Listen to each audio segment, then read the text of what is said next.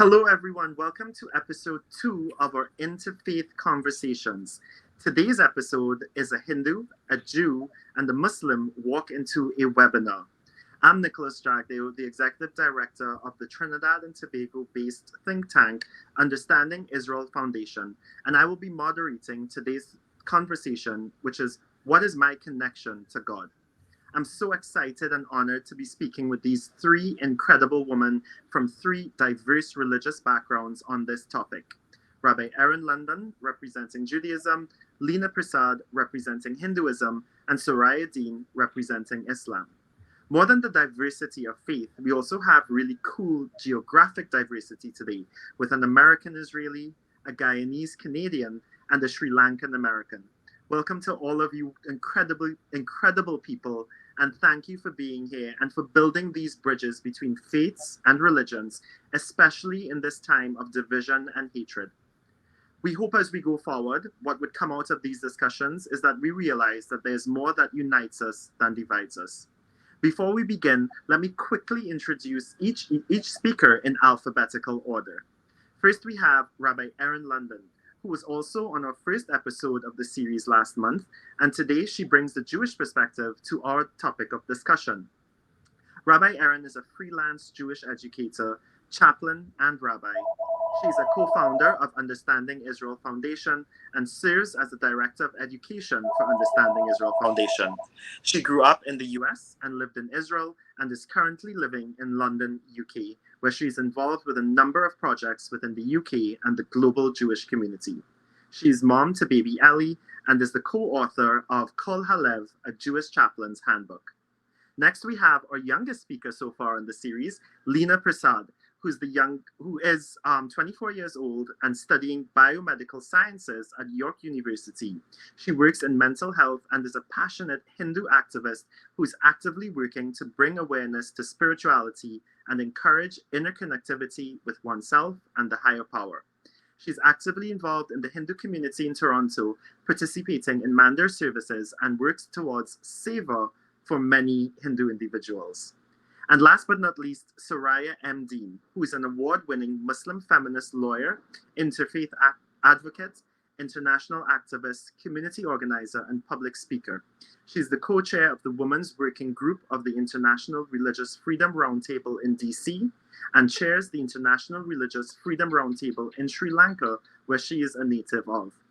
Soraya is the co-founder of the Interfaith Solidarity Network, one of the largest interfaith organizations in Los Angeles, and the founder of the Muslim Women Speakers Movement, which has been an important partner to the Understanding Israel Foundation. These women Soraya works in the areas of addressing religious extremism, anti-Semitism, hate, gender equality, and public leadership. She authored the books Serve, A Call to Muslims, and Peace Matters, Raising Peace-Conscious Children. Soraya is currently reading for her public leadership credentials at Harvard. Welcome to all three of you, and I'm so excited to have you on. Let's jump straight into the conversation. And I'm going to pose this question to Rabbi Eryn because she's the one that's on the screen first for me. Rabbi Eryn, how do we define God? If we're talking about what is my connection to God, let's start with defining. Who is God? Thank you. So God for me is a all-knowing, I don't know, for lack of a better word, being, but I think that is not the right word because God is all the things and always was and always will be. So I don't think being is the correct word, but it's the only one I can think of. God is the one who I believe created the world, that created humans, created all the things within us, that there is a part that knows all the things that happened and will happen and could happen in all the different variations. And it's a huge question. I think, like, in some ways, like, all the things are God, and my connection is one of following, some of religious law, which is somewhat of following in the ways of God, right? So some laws are that, but also following in the ways of God of doing good in the world. The Talmud says that, how do we walk in the ways of God? It is feeding the hungry and clothing those who need clothing, and visiting the sick, taking care of that. So that's how we're following in the ways of God. So bringing that godliness into the world is part of that. And humans are created in the image of God, so there's that bit. But then God is also one that I pray to when bad things are happening, but also say thanks to when great things are happening, and having that there. And also something that I struggle with, right? Like there are definitely times where I feel a disconnect from God and don't want to pray, or feel like I can't pray, or feel like I can't talk. So it's not always the thing that I'm like, oh yeah, God's always there and I feel great. So that is my beginnings of this conversation. Rabbi Eryn, thank you so, so much for that. If you don't mind, Soraya, because you're next on the screen and on my screen, do you mind telling me, how do you define God? Who is he or it in your estimation?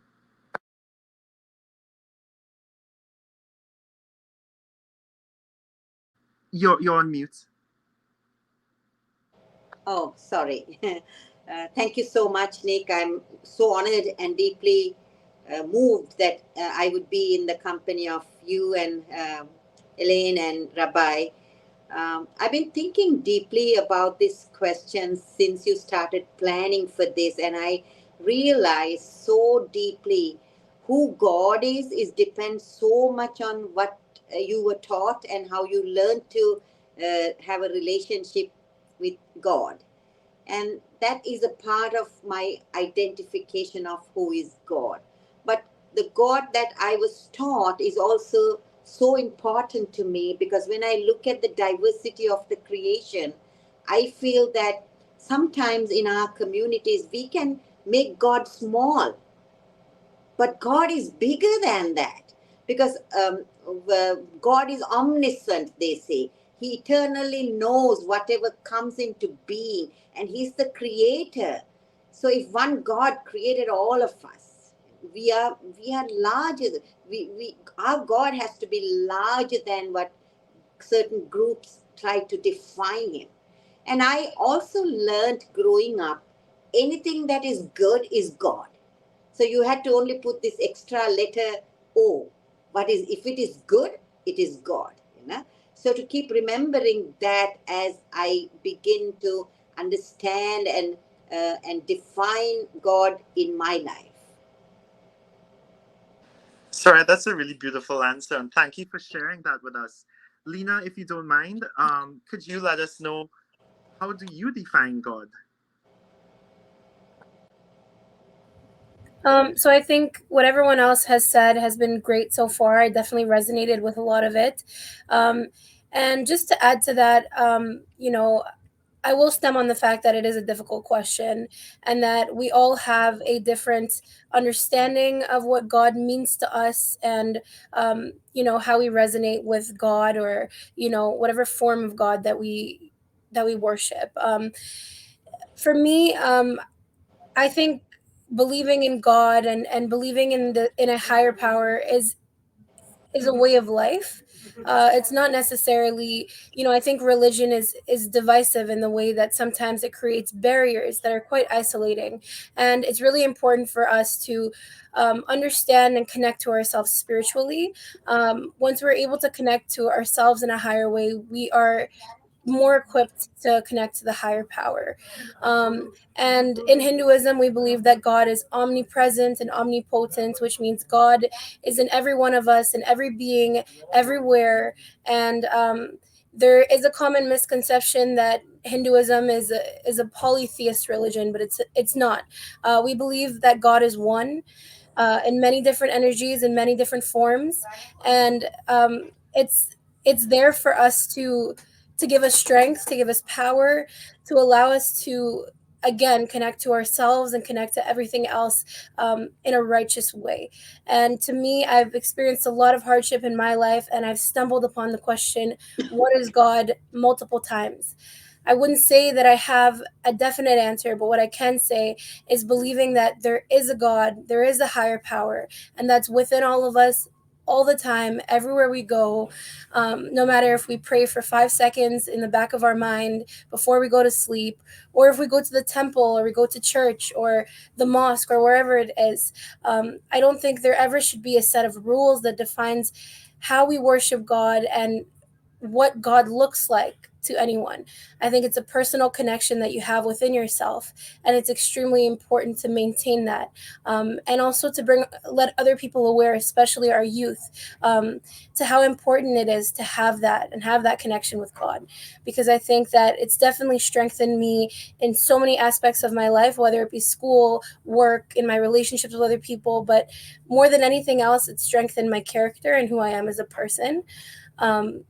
So again, sorry that I got a little sidetracked, but I do think that it's a complex question, and that's what I think my connection to God means. And if I were to ask myself, what is God? I say he's everywhere, he's within all of us, and we always should remember, and we should always honor that in any little way we can, because he will always know what's in our heart. Leena, thank you for that wonderful explanation from your perspective. And I think it's really interesting, some of the things you guys said, because it really leads me to my next question. Eryn, you said God is a being, and in Judaism, God is described as when Moshe asked him, who are you? He said, I will be what I will be. I'm right, Eryn? That's the correct English translation. He's just being, he exists. And you said, Soraya, that God is larger than any group. And Leena, you said that, God exists. And my question now is, do we need to connect to God? Can we influence God in our everyday lives? And I'll mix it up a little bit now and ask Soraya if you want to question that, if you can answer that question. Do we need to connect to him? And can we, in prayer, ask him to influence things or cajole him in that way? Oh, thank you. Absolutely, we need to connect with him. My faith says connect with him formally for 5 times a day, because that is one of the most beautiful acts of solidarity. Because specifically in the Islamic tradition, when we go to the mosque and when we pray together, there are some rituals where each shoulder should touch the next person's shoulder.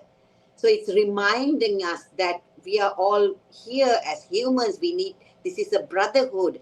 And I think we should be praying to God every time, everywhere. There was Rumi who said, God, especially to the Muslims, it's relevant. He said, God is not in the mosque. He is everywhere.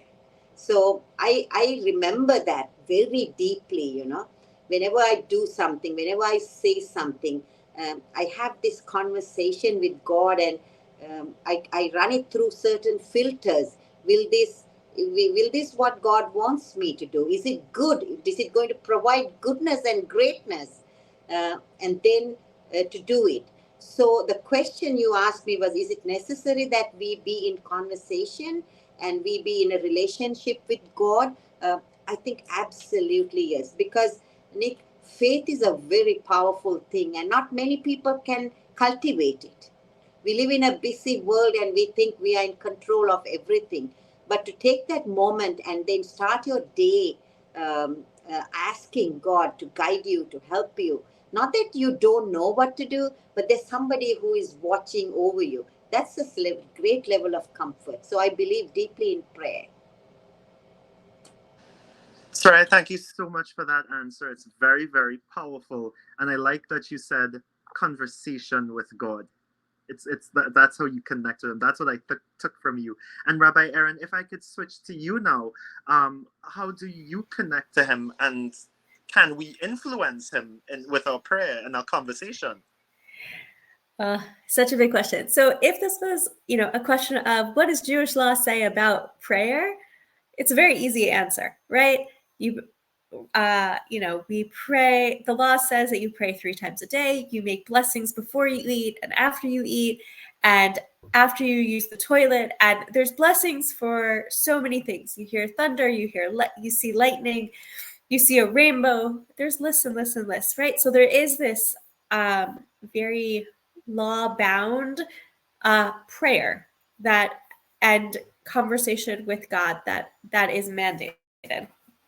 Now, on top of that, on the human level, right? So there are aspects within the traditional prayer where you can insert stuff that's important to you or you need. So there, during what's called the Amidah, which is 18 benedictions during the weekday, it changes slightly on the Sabbath and holidays, but one of them is asking for healing.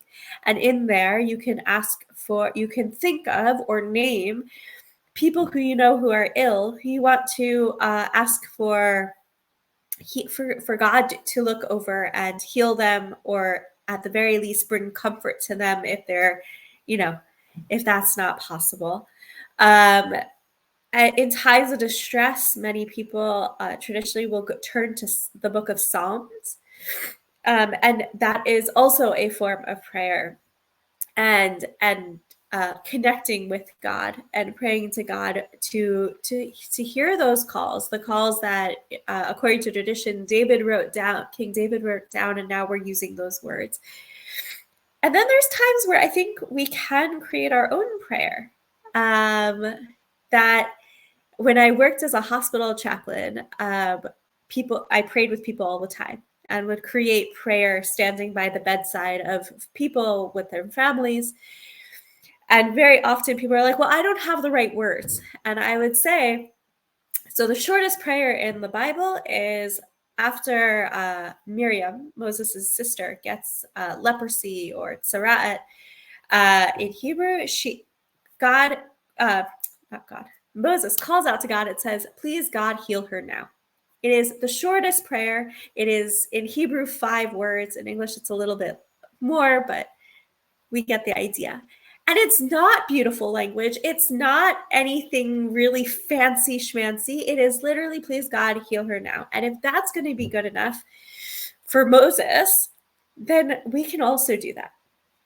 Right? It's not about using fancy language. It's not about using the right language. According to Judaism, you can pray in whatever language is your language. And even if it's non-language, there's beautiful stories, Hasidic tales of people either calling out the Hebrew alphabet or playing flute or singing a tune. It varies on which one you're using. And it's all about how your heart is connecting to God.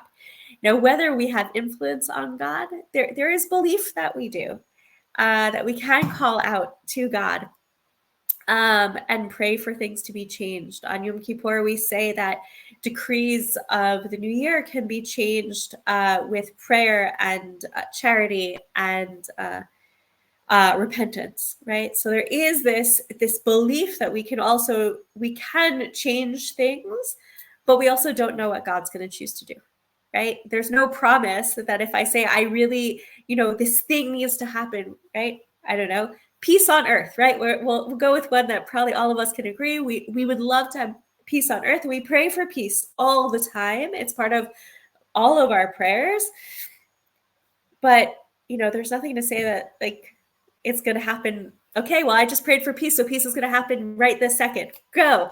I mean, we wish that would happen, right? May our prayers be answered that quickly for peace. So then I guess it goes into what does that actually mean if we know that it's not going to influence immediately? So what does that do for us when we continue to pray for these things? And how does that influence the ways that we're working in the world or interacting in the world, how we're interacting with other people? And while that's at the consciousness of our mind throughout our prayers. Thank you so much, Rabbi Eryn. Leena, if you don't mind, I'm throwing the question to you now. If you want to take it, I'm very happy to hear what you have to say.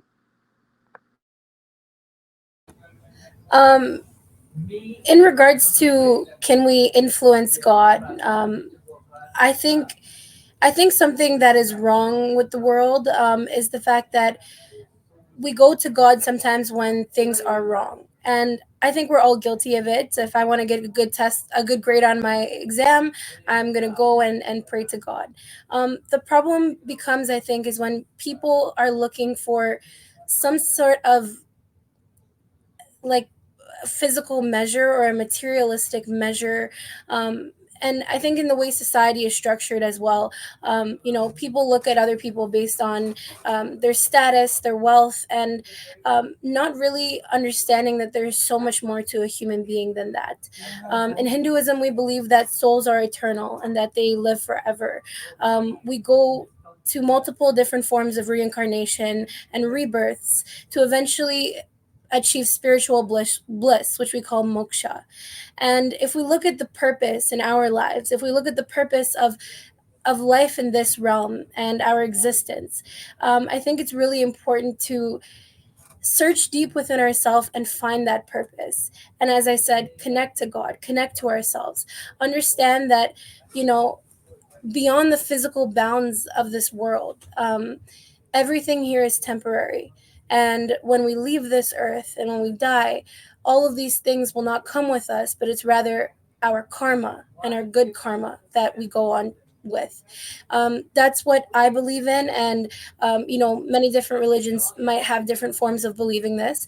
But I think it's really important to understand why we are praying, and whatever little that we can do, if it's with the purity of our hearts, I believe that God will understand and will take it with love. So I wouldn't necessarily say that we can influence God. I think sometimes we might ask ourselves, or we might ask God the question, why me? Why is this happening to me? We might hit many crossroads in our lives. I know that I've experienced some extreme hardships in my life, and there's been times where I asked so many questions, and I thought there was so much wrong with the world, but I wasn't looking at it in the right way. And I think what we should all try to look at is what is right with the world, what is right with our life, how grateful we are for the things that we do have, for the ability to wake up every single day and take a breath and see the sunrise. It's a privilege that many people don't get. And I think if sometimes we shift our focus and we take our pain and we turn it into our passion, God will always be there to support us. And one day, I think everything will make sense. Um, Everything that we've questioned, all of our hardships, all of our tears. Something that my grandma always tells me is that your tears never go unnoticed, and that all of these tears that you shed and all of these emotions that you have, God is watching. He's there for you, and you will understand why these things are happening later on in life. Um, and I think that's the beautiful thing about, our human ability to be so dynamic and have our own ethical standards and our own morality. And there's so much in the world that we can agree with or not agree with. But I think it's just really important to understand that, you know it's there's so much more beyond us, there's so much more beyond this world. And I think we need to, hold each other's hands, be united, and really understand that there is a higher power that loves us all, that's created us all, and is the reason for why we have everything that we have. And I think, again, making that shift from what is wrong with the world, what is wrong in my life, with what is right in my life. And when I pray specifically, I try not to pray for what I want, but always to start and say thank you for giving me the strength and for giving me the power to endure whatever obstacles you throw my way. And when I pray in the nighttime, I say thank you for allowing me and giving me the strength to overcome this day. And thank you for giving me another day. So I think it's really interesting how we look at things. And sometimes when we shift our perspective and we look at it in a way of looking at love and light rather than darkness, it can really allow us to attain that spiritual bliss and attain that peace within our hearts.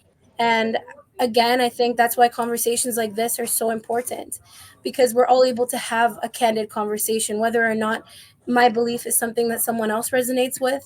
I think this concept of God, this concept of a higher power, and how we're able to, take things from each other and understand different philosophies from different religions is so powerful. And I think it's what we need in the world. I'm also extremely passionate about teaching our young people why we pray, how to pray, and allowing them to find their connections as well. And I really appreciate the ability to be able to do that. So I hope they answer the question. Definitely, definitely, Leena. I cannot believe that you are 24 years old. You have wisdom beyond any 24-year-old I've ever met. I love what you said there. And I think what came out from that conversation is really prayer is so different. It has so many different manifestations. Eryn, as you were talking about sometimes not being able to find the correct words, I was taken back to I had a car accident when I was 19 years old. And I remember the car flipped over 3 times. And in that moment, there was just that, not even like a cry out to God, protect me, but it was just emotional and visceral from inside of me, protect me. It wasn't even the words, it was just this feeling of please protect me. And I feel like as Leena shifted the conversation, and Eryn, you spoke about it a bit about the gratefulness, the blessings in Judaism is to thank God. I think you're supposed to say 1,000 blessings a day, right, Eryn, of just thanks to God, and that's a minimum, right? Was it 100? I forget. But Leena, you really led into this reshifting and rethinking of prayer as not really asking God for things, but to be thankful for everything He has given to us. And I want to take this a little further now because I'm wondering, and this is all within our connections to God, can prayer be the actions that we do as well? Soraya, you are an activist. Leena, you are an activist. Eryn, you're an activist in all different spheres.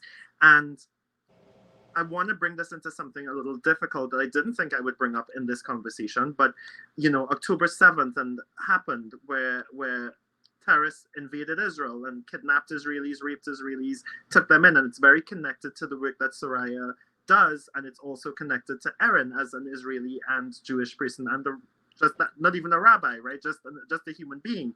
Leena, you as well. Can the actions that you do, the same way that Leena was saying, we shift our perspectives of gratefulness, can our actions also be prayerful ways to connect to God, to make the world a better place? Eryn, do you mind if you take this one?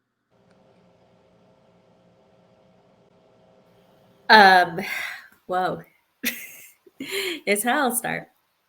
I mean, there are, Rabbi Abraham Joshua Heschel is really famous for I think it's him, or at least it's attributed to him, of praying with your feet, right? So that a form of prayer is going out with your feet and doing the work.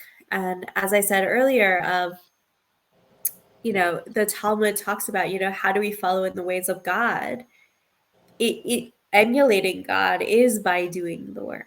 It is by helping the people in need. It is by being a human who is showing a bit of loving kindness in the world. There are really great stories in the Talmud and other rabbinic texts that actually talk about and later rabbinic texts that talk about the way that God's loving kindness gets brought down into the world is actually by humans doing the loving kindness. So we're actually like a direct conduit from God here as we do those things. So is that an act of prayer? Possibly. Is that an act of bringing God into the world? Also possibly.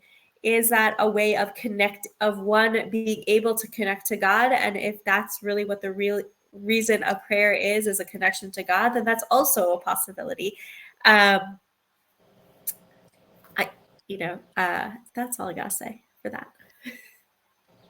Eryn, thanks so much. And Leena, let me shift to you to ask you, in your activism and helping youth and doing service, is that also a prayerful act in your estimation? Yes, I think that we should be doing the right thing, the righteous thing. In Hinduism, you call it the dharmic thing, the dharmic way of life, because whether no one is watching, your actions, contribute to your karma again, as I was speaking about. And this idea of karma, I'm sure everyone is familiar with it. What goes around comes around, and it is a revolving world.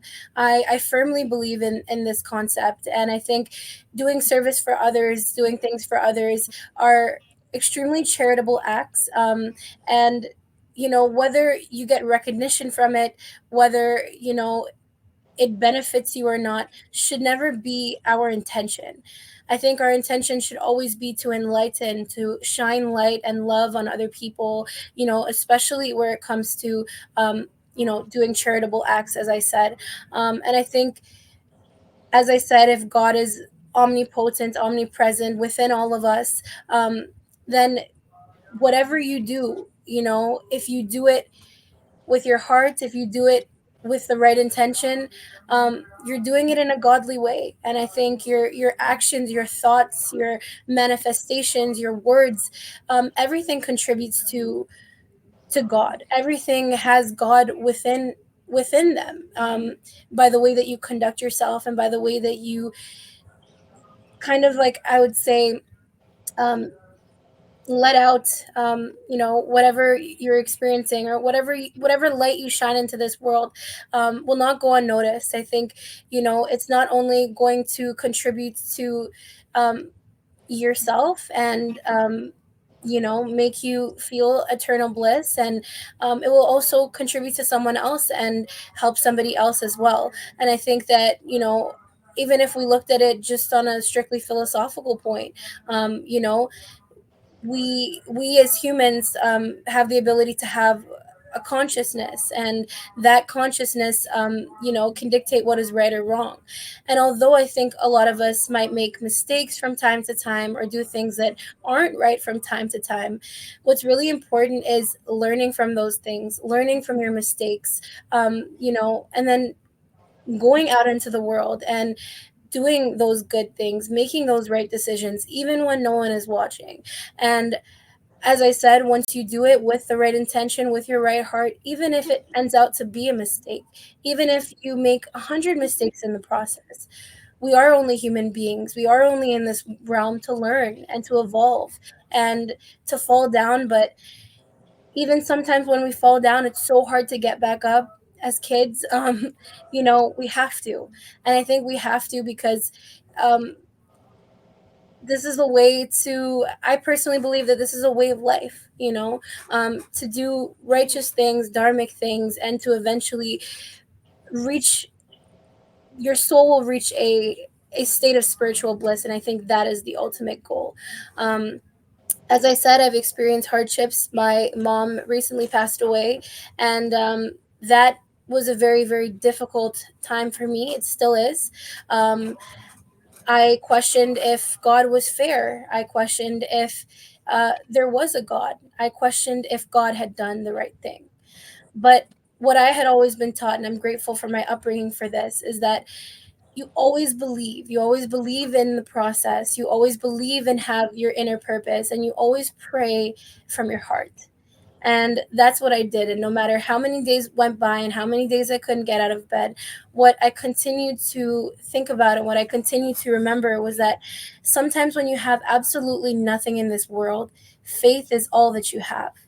And that has strengthened me so much as a person. And I would not be the person that I am today without learning what I have learned about religion and having this divine connectivity that I've been able to achieve. And I think I'm only getting started, and I have, the rest of my life to evolve and to grow and to learn and to teach. And I'm excited for the journey ahead. It's not about the destination, but it's about the journey along the way. Leena, thank you so much. Soraya, I pivot to you with the same question, but I kind of want to shift the question a little bit, keeping with the same theme. As an activist, and you spoke about being a Muslim and praying 5 times a day, how do you, continuing along the question as well, how do you feel when you pray as a Muslim standing there 5 times a day? And in your activism, is there a connection between the two? Oh, yeah, Nick, I have to everybody prays differently to God. Everybody identifies God differently. But what I believe we should uniformly be conscious of is that seeking God and identifying with a religion are two different experiences. Because as a Muslim, even the Quran is sent as a guide. It is not, it is to be interpreted, it is to be learned. The word has to have new meaning for each generation. Everybody must see it through that particular lens. So it is very important for me to convey this message that religions are human institutions that only help us experience God. So, and God is very clear, especially in the Quran. We have 124 surahs. In every surah, it begins with Bismillahir Rahmanir Rahim. That means in the name of God, most gracious, most merciful. So I believe no matter what the interpretation is, if what we do does not represent mercy and good, we have to check it out at the door and really see that what we're doing is merciful. Because in the final analysis, I don't know, I come from South Asia, so I have a lot of influence, cultural and traditional. Gandhi always said, God has no religion. So in my work, I see the magnificence, the largeness of God in everything I do. And I feel He blesses me, or he talks to me, He gives me lessons in how to grapple with the challenges based on the context. So I look at religion as the function of my prayer, Nick, is not to influence God, but rather to change who I become after the prayer. No? So I'm very mindful of that. Am I a better person than I was a minute ago? How can I do things differently? So it's a constant struggle. And jihad, they say, has many interpretations. Though today we see the scary type side of how jihad is being interpreted. And sadly, the examples that are being given by the Muslim world is not compatible with what with the laws that promote peace and non-violence. So to understand how we manifest God in the work is very critically important, I would say. Sorry, thank you for that answer. And it's very beautiful what you said at the beginning of each surah. It's God the most merciful, most compassionate. And so that is the warning. And I mean, I'll switch to you, Rabbi Eryn, with my next question. Bearing that in mind, and we know all these positive, wonderful attributes of God, but you mentioned disconnection, and that was the last conversation that we had. But in having a connection to God, we could also have a disconnection from God. And I think that particularly in the Hebrew scriptures, it shows a lot of grappling with God and figuring Him out and having a relationship with God. I'm sure all three of us can agree, all four of us can agree, it's not just about things always being fine and dandy, because Leena, you spoke about your mom passing. It's not always wonderful. Life is not always wonderful. And in that disconnection to God, Eryn, we all probably go through sometimes, is it okay to feel angry with Him? Is it okay to hold Him accountable for some of the things? I mean, we can't always blame God for the choices that we make, but you get what I'm saying, Eryn. How do we deal with the disconnection? And is it okay to feel that disconnection at points? Yes. I'll just say yes. If you No, I mean, the reality is like, at least from my opinion, is that God, we're able to feel all of the emotions, positive, negative, everything in between, towards God. God is, in my opinion, bigger than that, and we'll be able to handle that. And I had teachers who said, if you're really angry with God and you want to disconnect with God, you still have a relationship with God. Right? So if you were a person who prayed or spoke to God and you're actively not doing that, or actively not doing rituals that you used to do because you're angry, because you're feeling hurt, well, you actually still have a relationship with God. Your relationship's different. But that means that there's a relationship there, which means that that relationship can also change as time goes on, if you want it to, or circumstances change, right? It's not vanished. I find, so holding that, I think the tears, I think the yelling at God is really important sometimes. If I look at, Psalms again, the Psalms are not always like God's awesome, but actually this pain of, God, from the depths I'm calling out to you. I feel alone. I feel stuck in this pit. Where are you? Where are you? Come and help me. If I look also, going back to Jewish law, one of a really fascinating thing is, so traditionally after someone dies, they're buried as soon as possible. That is the tradition. But between the time of death and burial, the immediate family of mourners are told that they don't pray. They're not supposed to go to prayer services. They're not supposed, like, they don't act in the normal ritual ways, because their minds are with the deceased and they're actually not in a place to start praying. And they only start coming back into this place of prayer after the person is buried.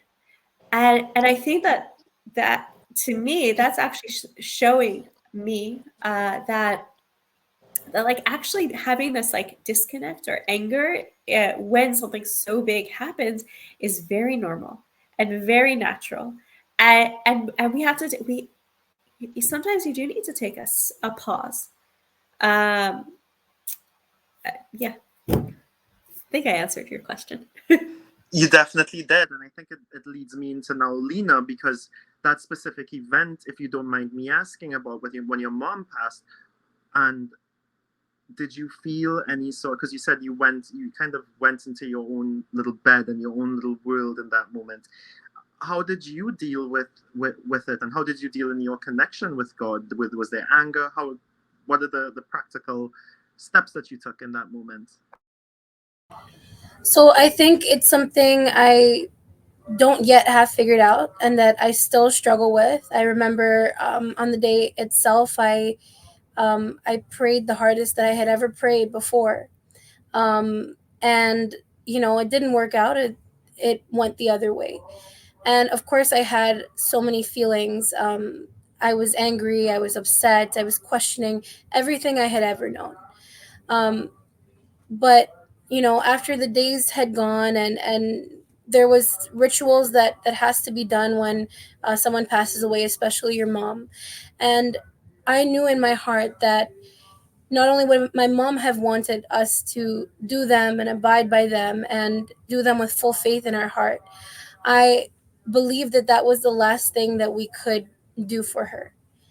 And through that experience and through going through all the pain and all the hurt, and as I said, I still have so many days where it hurts. I was able to find it within me that I need to trust that it's all happening for a greater purpose, and that all for a message, if you know what I mean. I think it's all happening because there is a greater outcome ahead of us. And I had heard one time that God gives his toughest battles to strongest soldiers because he knows that they can handle them.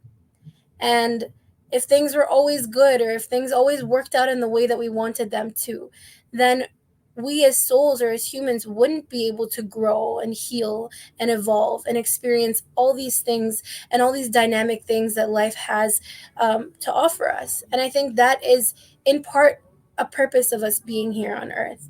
Hurt and grief and all these things that might feel absolutely life-defying are teaching us a far more beautiful lesson that's going to make us stronger, more resilient, and have so much more purpose in everything that we do. So even though it's something that I'll say I will never heal from,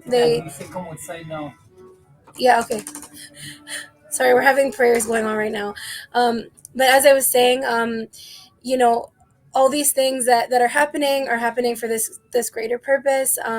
And actually, in one of the sacred texts, the Bhagavad Gita, it says, "Don't do things with greed, lust, anger, jealousy, but do them with love, compassion, and light in your heart." And I think that's something that I've chosen to live by, and always trust that, as I said, there is a greater outcome, and that maybe God had foreseen something that I hadn't. And maybe he was doing this to make me a stronger person. Maybe he was doing this to teach me all the lessons, to open my eyes to so many things that I had not seen, had things worked out for me. And so, instead of us trying to fixate on, again, what happened that's wrong, I think we can sometimes take that pain and turn it into our passion. And that's something that I live by. One day I got up, and it's not easy, as I said. They say some wounds heal and some bleed forever, and I think this one is going to be one that will be within me forever. It's my mom. I had an extremely deep connection to her, but I don't think that I choose to say goodbye to her. She will always live in my heart. She will live in everything that I do, and my mom is right up there with God, looking down on me in everything that I do. And that's why I think it's so important to, have God in your actions and your thoughts and everything that you possibly do. And when I pray to God in the morning, I pray to my mom. And before I go to bed, when I pray to God, I pray to my mom. And I know that she is right there, instilling these things in me, making me stronger, watching, down on me. And everything that I do in my life going forward is going to be because of her and for her. And I look at this experience to be, spiritual as well. And I trust in God. I have faith that God loved her so much that he took her with him. And again, I don't have it all figured out, and I have so many days where I can't. I struggle with the same things. I struggle with the anger. I struggle with that relationship with God. And I liked what Rabbi Eryn said as well, is that, sometimes this relationship isn't always going to be great, and that's okay. So, yeah. Leena, thank you so much. And your mom's memory is definitely a blessing to you, and may it forever be a blessing to your family and to the rest of the world. She seemed like she was a wonderful person. She definitely made a very beautiful daughter with so much to give to the world. Thank Soraya, you so much. you're welcome. I'll pivot to you now, Soraya, very quickly to ask you specifically, has there been moments when you've had that, as Eryn spoke about, that sort of, it's still a relationship, but you're angry with him? And how has that impacted you? How have you grown from it? Has it been a negative thing? Has it been a positive thing? Would love to hear from you. Oh, yeah, I have firm dialogues with God. I have great dialogues, and I think something I am not spared by grief and sorrow, as all human beings. So many things impact us, and I am not beyond that. My sister died when she was 30 years, leaving behind her 6-year-old son. My father died when he was 60. Uh, but Muslims are always told to be prepared for death, and for me, the greatest lessons have come from comparative study of all religions.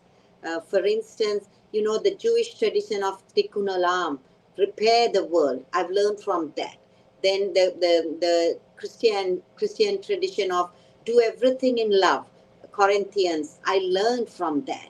Then the Islamic tradition of, Prophet is known to have said, kindness is a mark of faith. If you do not have faith, if you don't have kindness, you have no faith.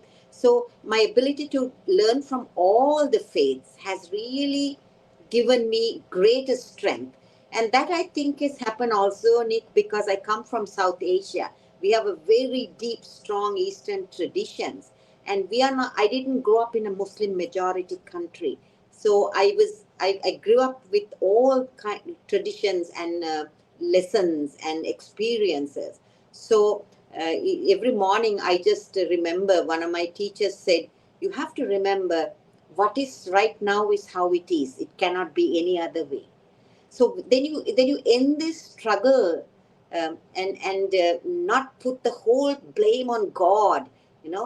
We have agency, and God is really clear in that. Use your agency, learn and grow. So those are the journeys and the conversations that I continue to have, and then take grief and sorrow and challenge as inevitable things in our life, and learn to interpret it in a way that does not take away my peace, and my presence, and my the greatness that I bring to everything that is in our interactions, in our life, in our work. So to learn to accept, and not to reject, and not to have a contention with things, is very helpful in the way I take God's whatever happens around me. Soraya, thank you so much for that. And to all three of you, thank you for this wonderful conversation. At the beginning of it, I told you guys that the intention is to show that there's more unity.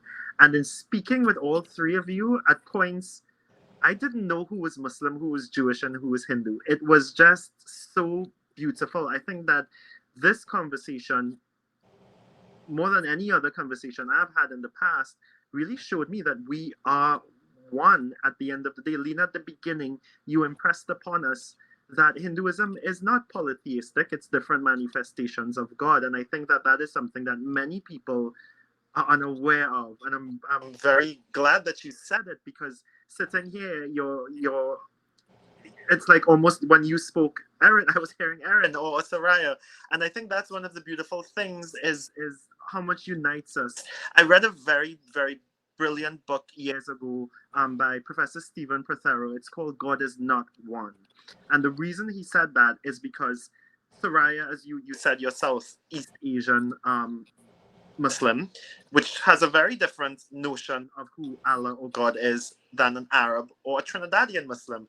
And Eryn, you are shaped by a New Jersey upbringing, and your idea of who the Jewish God is will be very different from a Jewish person living in Ramat Gan or Tel Aviv or in Russia. And Leena, your identification of God is very different from even your mom, because you've been through different things. And so each of us have a very different notion of who God is. And I think that in our finite abilities to understand a finite God, we put all these different pieces together in trying to figure him out, and I love that this conversation led us to that. And I want to leave now with a closing, not really a question, but a statement, if I can ask you all, based on everything that was said, because today we really asked, what is my connection to God?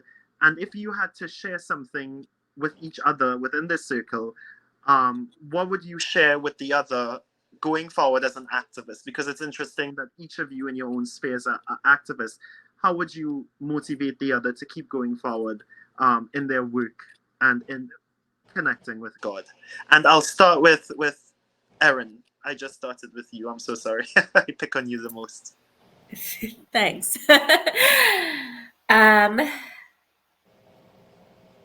Wow, I'm gonna take a second. So what I heard everyone, Leena and Soraya, talking about, and myself, is that God is part of us, and God is also good, and it is us to bring in and to continue to bring in the good into the world, and that should, I guess, I don't know, I'll put it into a prayer. That should be our driving force, is to continue to have the ability and to continue to have the strength to bring good into the world. Thank you so much. Leena, I know you may have to go very soon, so if you don't mind leaving your last thoughts with us. I would first like to say thank you. And it was a pleasure meeting all of you and having this conversation. I know that I've learned so many things, and I like that Nick brought up the topic. Sorry, the fact that we sat here, had this conversation, got lost in it a few times, and he couldn't really tell which religion we were each part of. And I think that's a beautiful thing, and that reiterates the fact that God is one.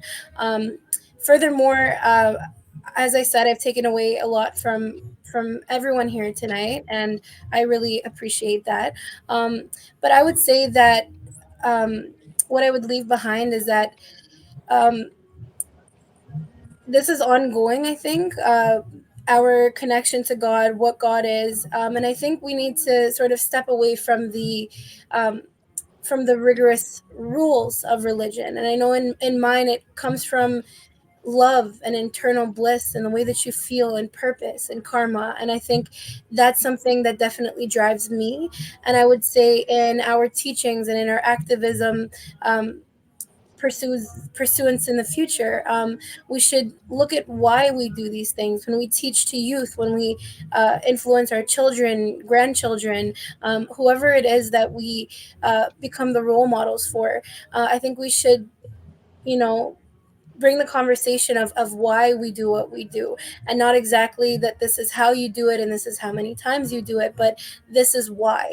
And to bring upon the conversation of the reason behind of it, the reason why we do everything, and how much the benefits and how great the benefits are afterwards is something that I think we will all be able to tell and we are all able to feel. Thank you. Thank you so much, Leena. And Soraya, if you would mind closing. Yes, definitely.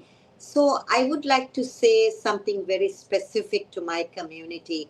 I feel that there's always so much of rules and regulations that are imposed on us. And my take is that Allah will judge us on our decisions and not those imposed upon us. So we have to remember that God is giving us a lot of agency, and He's not going to judge us because we didn't follow something that somebody else did. And the larger message for me today, as always, is Nick and Rabbi Elaine and Leena. What is it that the sanctity of everything that is happening around us? Just imagine, whoever thought, Rick from Trinidad, you from England, and Elena from Canada, and me from the US, whoever thought we will come together? So I think the call for us is to look at everything in a very sacred way, and to understand that a little act of kindness towards one person can change the world. And that is a powerful message that I feel I have to share with everybody today. Thank you so much, guys. Let's not forget that God, we all spoke about God today, and it's in our actions, as you said, Soraya, it's in our actions that we show our best connections to Him.